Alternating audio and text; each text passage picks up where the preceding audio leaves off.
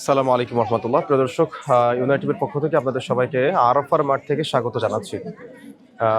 মক্কা নগরীতে অবস্থিত আরাফার মাঠ, আপনারা জানেন হাজী সাহেবরা আরাফার মাঠে জিলহজ মাসের ৯ তারিখে এই আরাফার মাঠে অবস্থান করে। আল্লাহর কাছে তারা দোয়া করে এবং এটা দোয়া কবুলের একটা স্থান। এখানে আমরা এসেছি আজকে। তবে আরাফার মাঠের এই স্থানটিকে জাবালে রহমত বলা হয়। অনেকে এখান থেকে পাথর নিয়ে চলে যায় অনেক বরকতের আশায়, অনেকে এখান থেকে মাটি নিয়ে যায় বরকতের আশায়, অনেকেই এই পাথরের গায়ে কাপড়গুলা সুন্দর করে মুছে মুছে ওই কাপড়টা মাথায় দেয়। বিভিন্ন রকম বেদাত এবং শিরকি কর্মকাণ্ডে আমাদের দেশের বিভিন্ন মানুষ জর্জরিত।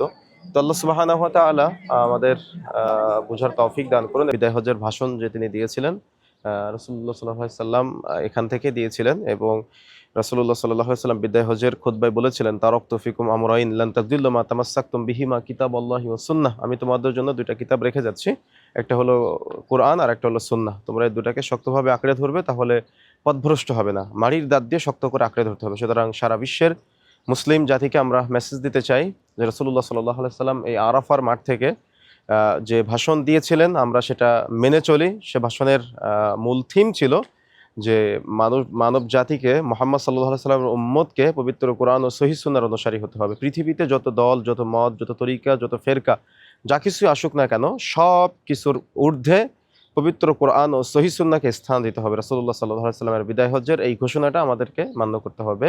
আর সেটা রাসূলুল্লাহ সাল্লাল্লাহু আলাইহি সাল্লাম এই আরাফার মাঠ থেকে আমাদেরকে সেই ঘোষণাটি দিয়েছিলেন।